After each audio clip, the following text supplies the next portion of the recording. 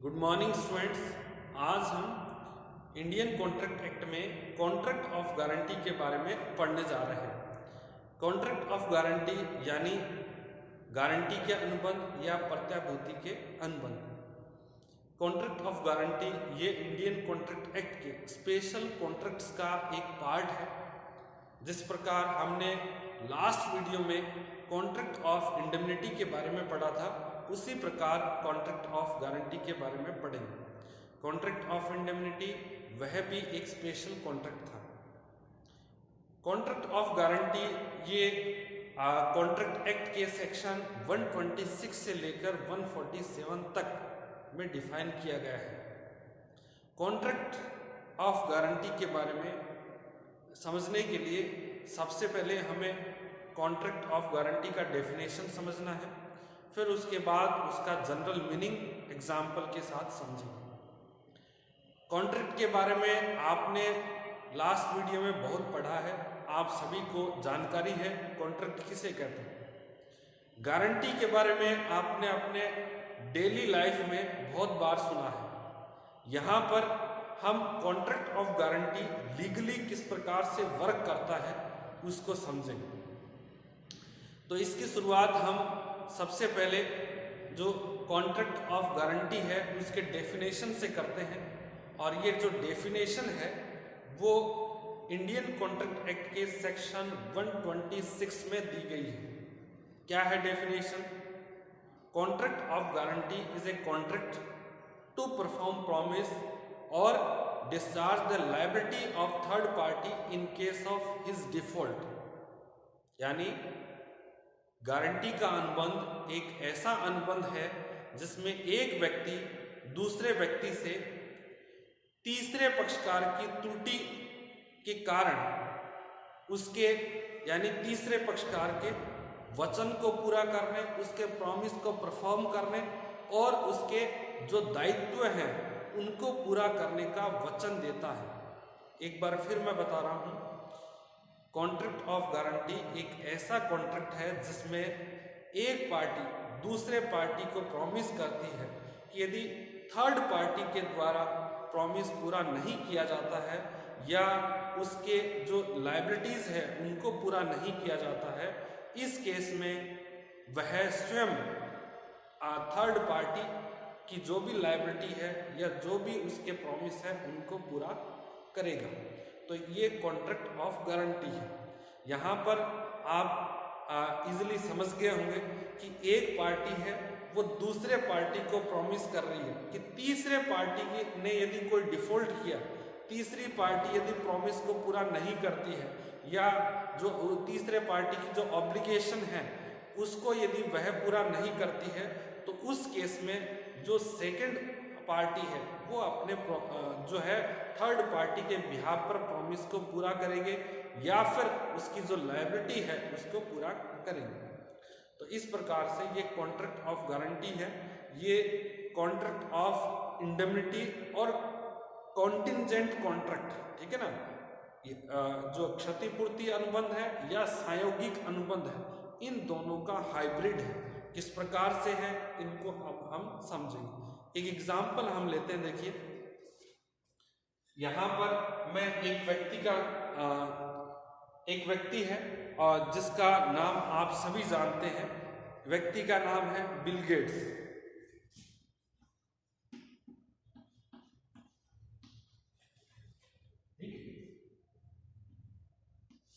यहाँ पर देखिए ये बिल गेट्स है। बिल गेट्स आपको पता है कि बहुत बड़ा बिजनेसमैन है और बिल गेट्स को बैंक से लोन की जरूरत है, ठीक है ना।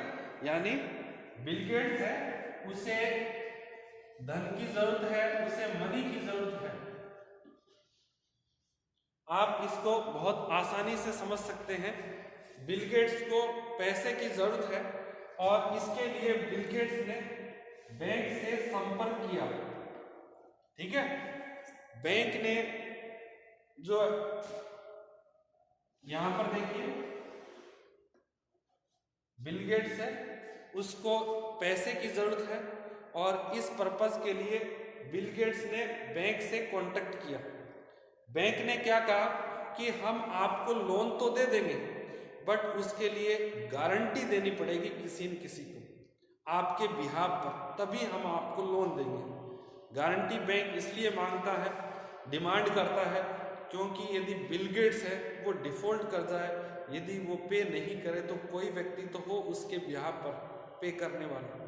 तो इसलिए जो बैंक है उसने क्या डिमांड किया, उसने एक प्रकार से जो है गारंटी का डिमांड किया।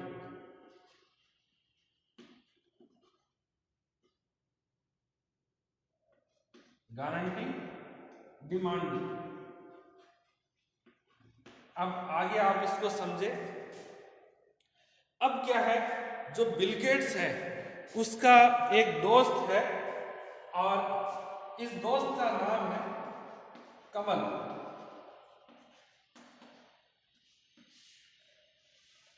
ठीक है। अब बिल गेट्स ने अपने फ्रेंड से संपर्क किया और फ्रेंड से रिक्वेस्ट किया। ठीक है ना, बिल गेट्स अब अपने फ्रेंड है, फ्रेंड का नाम है कमल। बिल गेट्स ने कमल से संपर्क किया और रिक्वेस्ट किया, request for guarantee.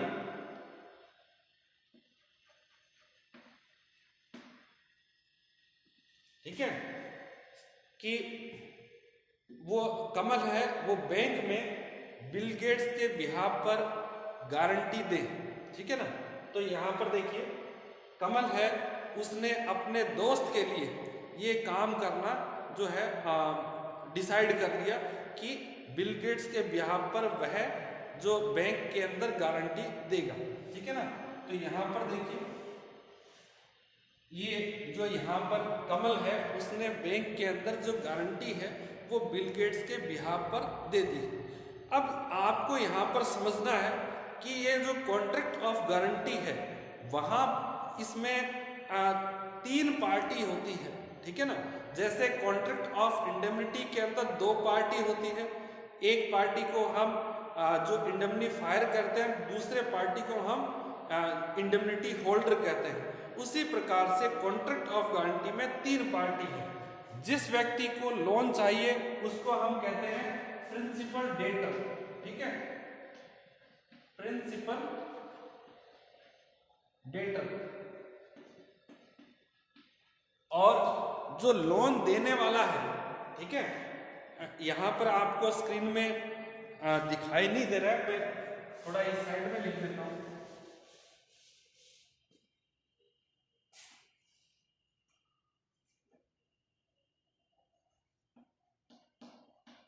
Principal debtor. जो बिल गेट्स है वो क्या है, प्रिंसिपल डेटर है। प्रिंसिपल डेटर का मतलब मूल ऋणी, यानी जो लोन ले रहा है। बैंक क्या है यहाँ पर, लोन देने वाला।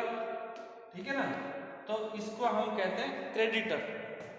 और कमल यहाँ पर क्या कर रहा है, ये गारंटी दे रहा है किसके बिहाफ पर, बिल गेट्स के बिहाफ पर, तो इसको हम कहते हैं श्योरिटी। ठीक है ना।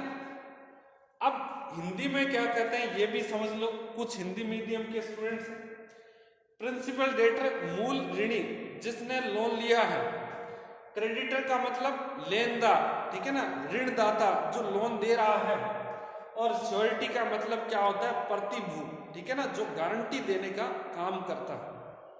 अब देखिए एक बार मैं फिर बता देता हूं आपको, बिल गेट्स है, बिल गेट्स को पैसे की जरूरत है और इसके लिए बिल गेट्स ने किससे संपर्क किया, बैंक से संपर्क किया।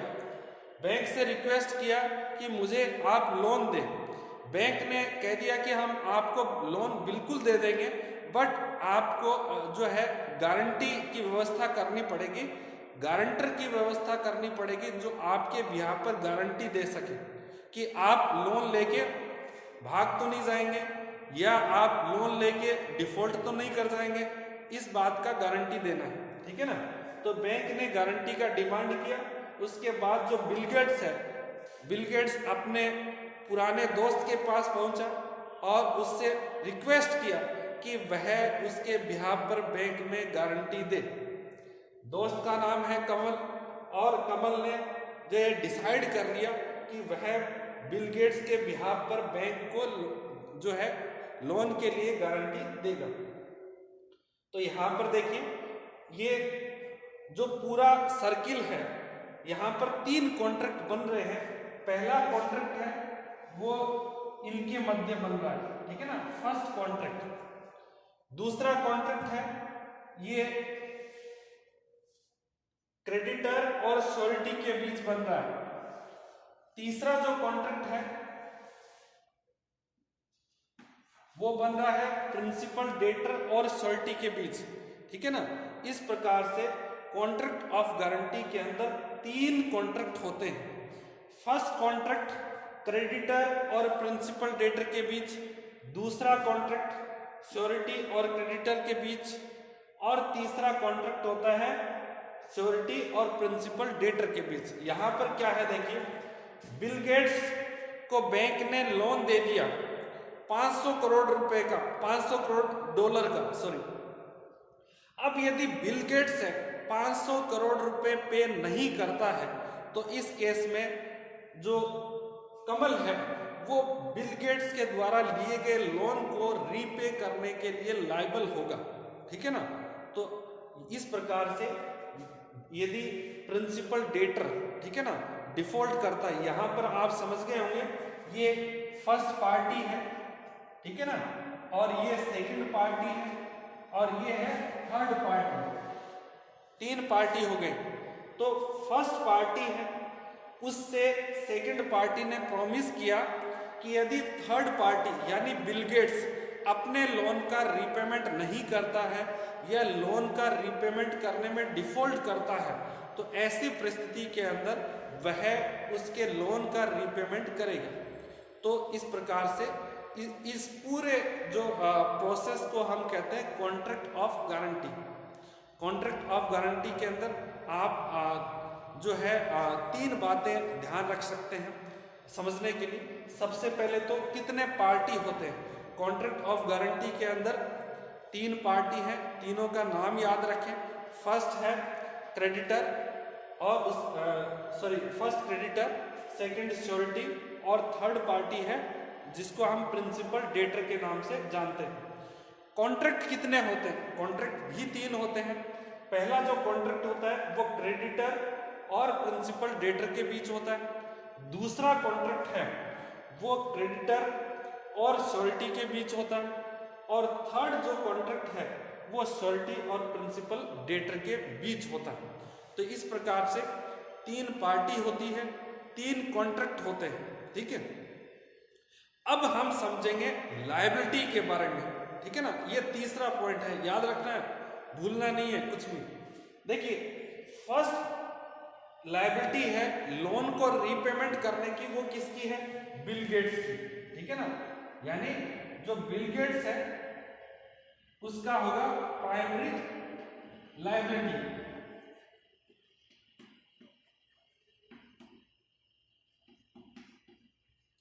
इस बात को भी बहुत ध्यान से समझना है कि सबसे पहले जो बैंक है वो लोन के रीपेमेंट का जो डिमांड है वो किससे करेगा? बिल गेट्स से। यदि बिल गेट्स डिफॉल्ट कर जाता है, फिर उसके बाद सेकेंडरी लायबिलिटी किसकी होगी? कमल यानी श्योरिटी की, ठीक है ना। तो मैं यहां पर लिख देता हूं, ये है सेकेंडरी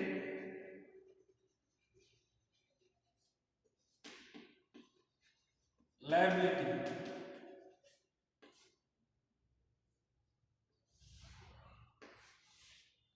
तो यहां पर आप समझ गए हैं कि जो कॉन्ट्रैक्ट ऑफ गारंटी क्या है, किस प्रकार से वर्क करता है। एक बार मैं फिर आपको 3 पॉइंट्स हैं वो बताने जा रहा हूं। कॉन्ट्रैक्ट ऑफ गारंटी को समझने के लिए रिवाइज कर लो चाहे आप इसको। इस कॉन्ट्रैक्ट ऑफ गारंटी के अंदर 3 पार्टी होती है। फर्स्ट पार्टी को हम क्रेडिटर कहते हैं, सेकंड को हम श्योरिटी है, थर्ड को प्रिंसिपल डेटर। 3 पार्टी है। जो श्योरिटी है वो क्रेडिटर को प्रॉमिस करता है यदि प्रिंसिपल डेटर प्रिंसिपल डेटर यानी बिल गेट्स जिसने लोन लिया था, यदि अपने लोन का रीपेमेंट नहीं करता है तो फिर कौन करेगा? कमल करेगा, यानी श्योरिटी के द्वारा लोन का रीपेमेंट किया जाएगा। तो इस प्रकार से ये जो कॉन्ट्रैक्ट ऑफ गारंटी वर्क करता है। और यहाँ पर तीन पार्टी होते हैं, तीन कॉन्ट्रैक्ट है। तीन कॉन्ट्रैक्ट मैंने आपको बता दिया। फर्स्ट कॉन्ट्रैक्ट क्रेडिटर और प्रिंसिपल डेटर के बीच में, सेकंड कॉन्ट्रैक्ट श्योरिटी और क्रेडिटर के बीच में, थर्ड कॉन्ट्रैक्ट होगा श्योरिटी और प्रिंसिपल डेटर के बीच में। अब जहां लायबिलिटी है यानी लोन के रीपेमेंट का जो लायबिलिटी है, दायित्व है, वो किसका होगा? Primary liability. सबसे पहले तो लायबल वही पर्सन होगा जिसने लोन लिया है एक्चुअल में, तो बिल गेट्स है लायबल है। यदि बिल गेट्स के द्वारा लोन का रीपेमेंट नहीं किया जाता या लोन रीपेमेंट में डिफॉल्ट किया जाता है तो ऐसे में जो श्योरिटी है उसकी लायबिलिटी अराइज होगी, जिसकी की सेकेंडरी लायबिलिटी होती है। तो ये कॉन्ट्रैक्ट ऑफ गारंटी है। अब हम कॉन्ट्रैक्ट ऑफ गारंटी है वो किस पर्पज के लिए, उसके ऑब्जेक्टिव्स क्या होते हैं कॉन्ट्रैक्ट ऑफ गारंटी करने के, उसके बारे में भी पढ़ें। अब हम कॉन्ट्रैक्ट ऑफ गारंटी है उसके ऑब्जेक्ट्स क्या हैं इनके बारे में पढ़ेंगे, यानी कॉन्ट्रैक्ट ऑफ गारंटी या गारंटी के अनुबंध क्यों किए जाते हैं। फर्स्ट है फॉर ऑब्टेनिंग डेब्ट। यदि आपको बैंक से या किसी अन्य व्यक्ति से लोन की ज़रूरत है तो ऐसे में जो लोन देने वाला है यानी ऋणदाता है या क्रेडिटर है वो गारंटी का डिमांड कर सकता है, तो आपको कॉन्ट्रैक्ट ऑफ गारंटी करना पड़ सकता है। नेक्स्ट है for purchasing goods on credit. देखिए जब सेलर है बायर को क्रेडिट पर गुड्स सेल करता है तो ऐसे में सेलर गारंटी की डिमांड कर सकता है। एग्जाम्पल के तौर पर जैसे यहाँ पर ए और बी, ठीक है ना, और एक है सी नहीं, ये एस है, ठीक है ना। एस सेलर है और बी है बायर, ठीक है। बी को गुड्स है या वस्तु है उधार परचेज करना है, क्रेडिट पर परचेज करना है, तो सेलर है एस, उसने कहा कि मैं आपको गुड्स क्रेडिट पर जरूर दे दूंगा, बट उसके लिए आपको गारंटी दिलवानी पड़ेगी किसी से कि यदि आप पैसे का रीपेमेंट नहीं करते हैं, आप उधार नहीं चुकाते हैं, तो ऐसे में कौन व्यक्ति है जो आपके बिहाफ पर उधार चुका सकता है। तो यहाँ पर जो बी है उसने ए से रिक्वेस्ट किया, ठीक है ना, और ए है वो यहाँ पर श्योरिटी के तौर पर कार्य कर रहा है, और बी के कहने पर ए ने जो एस को गारंटी दी कि यदि बी के द्वारा उधार खरीदे गए सामान का पैसा नहीं चुकाया जाता है तो फिर ए है उसका रीपेमेंट सेलर को करेगा। तो इस प्रकार से यहाँ पर ये तीन पार्टी है, जैसा कि हमने जो एग्जाम्पल लिया था डेब्ट के केस में, लोन के केस में, तो इस प्रकार से जो गुड्स है यदि उसको क्रेडिट पर सेल किया जाता है तो उसमें भी कॉन्ट्रैक्ट ऑफ गारंटी की जरूरत पड़ सकती है। अब उसके बाद हम बात करते हैं नेक्स्ट ऑब्जेक्ट की, regarding conduct and behaviour.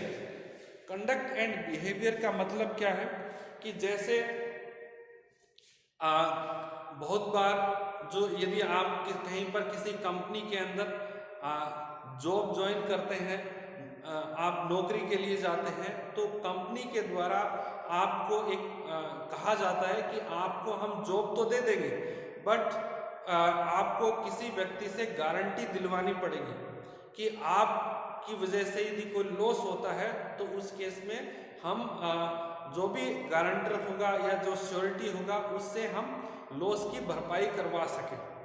Guarantee किसके संबंध में हो सकती है? जैसे जो कंडक्ट है, जिस व्यक्ति को जॉब दे रहे हैं उसकी वजह से कोई लॉस होगा, यानी एक यहाँ पर एक बहुत बढ़िया एग्जांपल दे सकते हैं। जैसे एक कंपनी है और उसने एक अकाउंटेंट को जॉब ऑफर किया और ये कहा कि यदि तुम किसी व्यक्ति से 5 लाख रुपए का गारंटी दिलवा दो, है ना, ये अकाउंटेंट से कहा कि अकाउंटेंट के डिफॉल्ट करने से या अकाउंटेंट के रॉन्ग बिहेवियर से, बैड बिहेवियर से, है ना, कोई नुकसान होता है। यदि कोई एक तरीके से अकाउंटेंट के द्वारा कोई गबन किया जाता है, इम्बेजलमेंट किया जाता है, ठीक है ना, या कोई चोरी की जाती है, तो उसके वजह से कंपनी को नुकसान होता है, तो फिर क्या है कि उस नुकसान की भरपाई कंपनी किससे करवा सकती है? श्योरिटी से करवा सकती है। तो किसी भी व्यक्ति को कहीं नौकरी पर रखना है तो फिर क्या है, कंपनी गारंटी की डिमांड कर सकती है कि आपका बिहेवियर ठीक है, आप चोरी नहीं करेंगे, इस बात की किसी व्यक्ति से आप जो है प्रमाणित करवाइए, गारंटी दिलवाइए। समझ में आ रही है आपको? तो यहाँ पर जो अपॉइंटमेंट के टाइम में, सर्विस में अपॉइंटमेंट के टाइम पर गारंटी की डिमांड है वो एम्प्लॉयर के द्वारा एम्प्लॉयज से की जा सकती है। तो इस प्रकार से कॉन्ट्रैक्ट ऑफ गारंटी है जनरली 3 प्रकार के कार्यों के लिए काम में लिया जाता है। फर्स्ट है लोन के लिए, सेकंड है क्रेडिट पर गुड्स सेल करने के लिए, और थर्ड है किसी को जॉब देने के पर्पस के लिए या किसी को किसी सर्विस पर अपॉइंट करने के टाइम। तो आज के लिए इतना ही कॉन्ट्रैक्ट ऑफ गारंटी में। नेक्स्ट वीडियो में हम पढ़ेंगे कि कॉन्ट्रैक्ट ऑफ गारंटी के जो एसेंशियल एलिमेंट्स क्या क्या हैं। तो थैंक यू सो मच।